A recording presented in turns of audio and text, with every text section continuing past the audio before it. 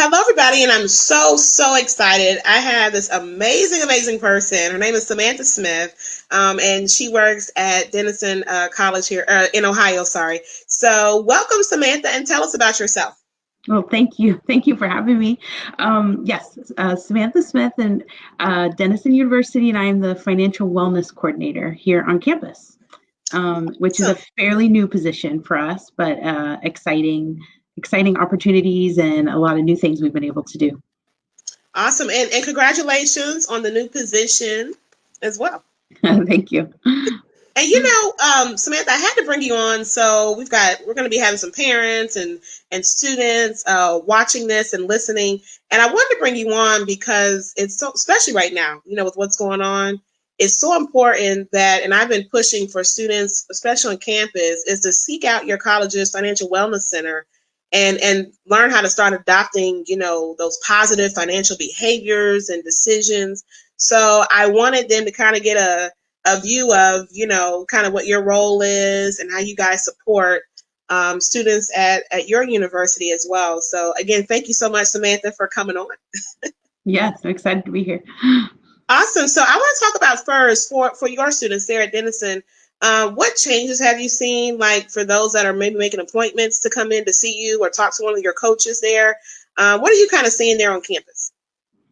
Well, let me say, besides getting to work with our amazing students, I am a mother of four, and I have a first year in college and a second year in college. So Awesome. um, it's personal too. So I know I've been fortunate, obviously, to keep my job during this time, but a lot of our students haven't had that. You know, same thing. Their families have been affected, so they're coming back to campus concerned about family finances and unsure, how to cover tuition costs and just like additional costs of being a student, which is what I call it, because there's so much more to it than just what your financial aid package is, and just helping them recognize that they need to speak up. And like you mentioned, not just coming to financial wellness, but go to financial aid, make an appointment with a financial aid officer.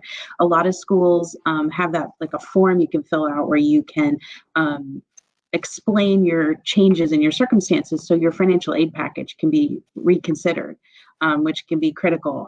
Get on payment plans, to help spread those costs, the tuition costs out. So I've noticed that. And then I also, and even this has been with my own kids, campus jobs have become less frequent than they were before, and off-campus jobs have become really difficult. And a lot of our students, they count on those off-campus jobs during the school year to help support their expenses, and mainly for the safety of our community and themselves. They can't really be leaving campus a lot right now. We're kind of in this bubble, Yeah. as a lot of campuses are. And so again, my own son, he has work study, and he wasn't able to work this year so far, and that's impacted his bottom line because he kind of budgets to have that.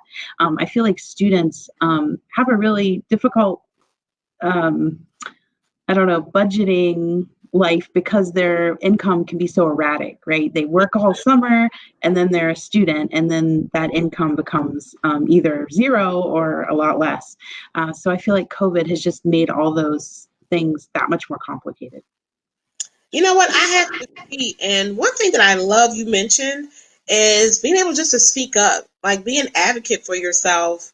And like you said, the students, if they need to, I say go, but they need to call the financial aid office or, like you said, fill out forms. I think it's important that they do know that they can speak up for themselves. Yes, and I agree. Like, don't you think it's so helpful for your whole life, because it's Yes. stuff's going to happen. I've had to do that, and you have to make that call to the credit card company, that call to the medical billing office, and just being able to explain your situation. You can get on payment plans or sometimes get a reduction in that bill. But if you just stick your head in the ground like an ostrich, which is what I know we all like, or a lot of us want to do to begin with, because it's just too scary, is just face it head on, and it relieves a lot of that stress too. Absolutely. And so I kind of want to move into kind of my second question is, what are you advising students that are coming to you guys, coming to your office, that they're having such a hard time? Maybe they've already tried to get more financial aid. What are some other things that you advise them to do? Well, I would say, and probably you talk about this all the time, but scholarships, keep like now, look right now for next year, look in your local paper, look at your old high school, look online, there's obviously the big national scholarships, but you probably have a lot more opportunities at the local level, or Yes. look within your own university. We have what we call our LISCA Center of Scholarly Engagement, Hmm. and they have a link where you can go to for if you're a first year, second year, third year, fourth year, and you can find scholarships that are geared towards just sophomores or people, your major, all kinds of opportunities, but it takes time. And so just to spend the time, maybe I know a lot of colleges have a longer winter break this year. So Hmm. this is the time I say, fill out that FAFSA with your parents or family member, look at those scholarships, spend the time helping to shore yourself up here and prepare for next year into the spring. I say like right now, it's really critical to budget.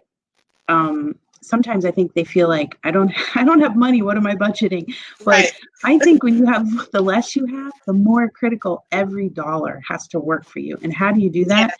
Budget and budget down to every dollar. And I tell them this is only right now. When you get into the habit of budgeting, once you've graduated and you have that first job, then Hmm. maybe you're looking at your budget once a month. It starts to spread out, and that's okay. And I tell them, make sure your budget is not a thing, it's a process, and it's something you have to work at. They work so hard to get to college, and how much time and years went into that. Budgeting just doesn't happen overnight. It's a process that takes time. I love that. So for those that are watching and listening, that just sums it up so perfectly. You said it perfectly, Samantha, is that it's a process. It's not like you said, it's a one-time thing and then I move on to something else, but it takes time. And Samantha, I know you know this too, is all of our students, they didn't grow up the same way. So maybe mom and dad didn't handle finances, maybe like they should now, just due to different reasons. So I'm so glad that they can go to campus and get support, from offices and teams like you and your team there. Yeah, I always say I wish I had somebody like me when I was in college, because I Yes. bounced my checkbook, and I did. And my parents, they're middle class. They were good at budgeting and they're managing their finances, but it wasn't necessarily a conversation we sat and went through in detail around the kitchen table. It was just something they did. And I think that's the thing. A lot of families, it's not necessarily that they might be bad at managing money, but it's just a conversation that families don't necessarily have with their student or with their kids, in that way. Absolutely. And so I want to throw this question in there because you just reminded me of something for a parent that's watching, whether their child's looking at Denison or somewhere else. Like you said, I wish I had a financial wellness office when I was doing my undergrad. But how can they find out about these kind of resources when they're in that admissions application phase? Good question. I'd say just dig around on the campus website, because campuses, they want to promote these types of offices and support, because higher education has changed. I'm pretty sure permanently. I don't think it's ever going to look the same after this, and not necessarily in a good way, but like anything, it's just going to be different. So colleges are really selling themselves to students, and that's why I think you're seeing financial wellness becoming a thing on campuses. I feel like it's doubling, like Hmm. campuses that are offering this every year. So I think just dig around on the websites, especially because they can't go to campuses very easily right now and visit. So again, like I said, I have a first year in college, and so her senior year we had COVID, and so it was a lot of getting online and just hunting through their website, seeing what they talked about. Find if you can get a hold of alums, ask them about Good. their campuses. That's always a good opportunity. Your high school guidance counselor, bring up these things. These kinds of services, and say, hey, what colleges have these types of support systems in place for students? So reach out to those kinds of folks. And you know what? It kind of points back to your point earlier too. It's back to that advocacy, speaking up and asking questions and calling if need be. Hey, do you have a financial wellness or financial literacy office? Who can I access or talk to through that office? So Very good points. Very good points. So I kind of want to end with this. Is let's talk about. So we're going to talk about your team, your office specifically. What are some of the features or offerings that you guys provide for your students?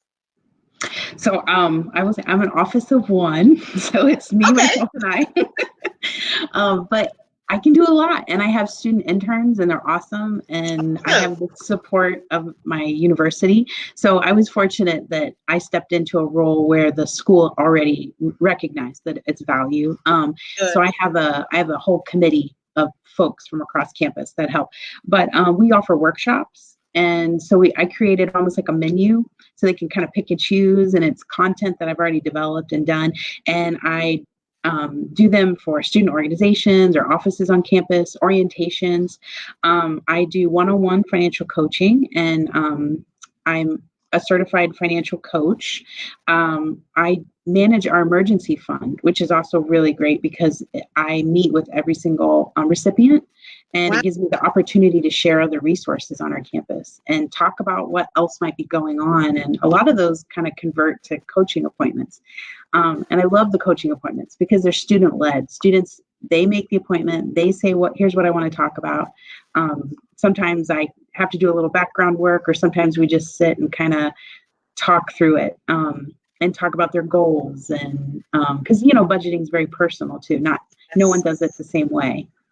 So yeah, so it's kind of a multi-pronged, kind of evolving office, I should say right now. But I love that. And Samantha, I'm gonna venture out and say this, but really I feel like that should be the model, like what you're doing and the offerings that you provide. It really should be a model for campuses, really across our country, because students, like you said, the personalization factor, the budgeting is personal. So to be able to come to you and share their goals and what they're working towards, it's so valuable to the student, and hopefully it'll motivate them to continue making good financial decisions too. No, thank you. Thank you very much. Absolutely. And the other thing too, I love what you said, is that you have your committee of other offices and teams on campus, because it really is it's a team effort. It's like all hands on deck, kind of Right. mindset. Yeah, and they know their groups of students, like our international student office. They're on the committee, and That's they good. know that group, way more than I do. So it's really helpful to be able to support them, and direct students to the financial wellness office.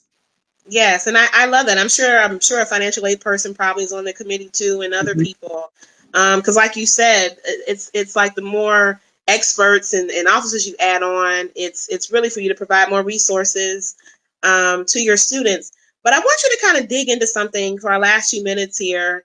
I've been getting a lot of questions about just emergency funds, just in general. So can you kind of explain what that is? Is that like a loan? Do you have to pay it back or not? So kind of share for a few minutes about that. Okay, so the way ours works, it was started by alums who kind of valued their Denison experience, but they came from a place where they couldn't participate, let's say, in clubs because of the club dues, and so they've graduated, become successful, and now they want to be able to have other students be able to do those kinds of things. So what we did was we defined the guidelines of the fund, and it is. Students apply online, so it's meant to be very easy access, simple, and then it's need level based. And once they are notified if they're accepted or not, they meet with me, and then we kind of talk through it. Sometimes it's eye exams and glasses, or winter clothing, car repair, medical, more unexpected things. And they get kind of a cap amount for the year, and then it kind of renews the next year. So that's just one piece. Our Career Center also has a similar fund to help with professional clothing if they have to travel for interviews and it's not paid for, graduate testing fees. So we have a couple different support services across campus, and those are fun. Those are grants. So yeah, anything grant is just money given that does not have to be paid back. Awesome. You know what? I love that. I love that it covers expenses beyond just tuition, because you said that earlier, is that there's more to college expenses than just tuition.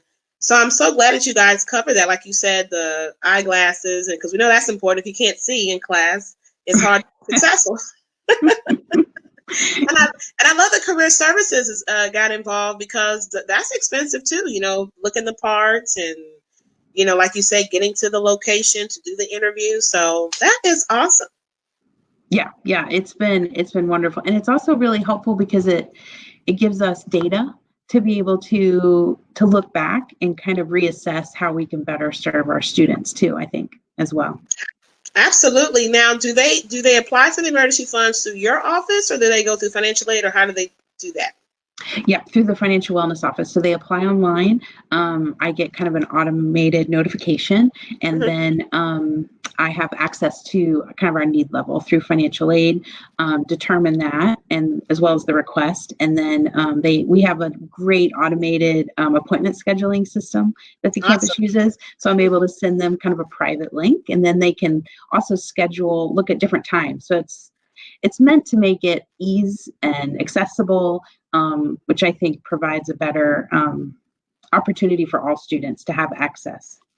Absolutely. And that's what it's all about. And so, again, for parents that are watching, students, if you haven't decided yet, I mean, just based on this conversation, I think you need to contact admissions. They're at the, you can just go ahead. You just need to go just so you can afford a loan if not. Yes, please come find me. I'm happy to talk about it. I Yeah. love this. My kids don't go here, but that's Hmm. because nobody wants to go in their backyard. We live in this town, but Hmm. I love these students. I hired them as babysitters before I worked on campus, and Oh. I always found them to be really smart and engaged and interesting, and mostly come from outside Ohio. So just a Hmm. really diverse group. I I love really enjoy working with them. Yes, I love it. And Samantha, too, I'm just thinking too, you bring so much to this position because you're a certified financial coach yourself. Obviously you're college educated, and then also you're a mom. So you're going through this on a personal level with your kids. So I don't think you could get a better financial wellness coordinator than Thank I'm like, that takes the cake. I mean, you're able to bring all of that you. knowledge to one place. So, Samantha, thank you so much for coming on. I know you got your busy schedule, so thank you for squeezing me in. Oh, I I really thank you for appreciate it. asking me. And we're definitely going to do this again. We're going to do like a post-COVID like talk and see how you guys are, adjusting your offerings to students then. Wonderful. I look forward to it. Awesome.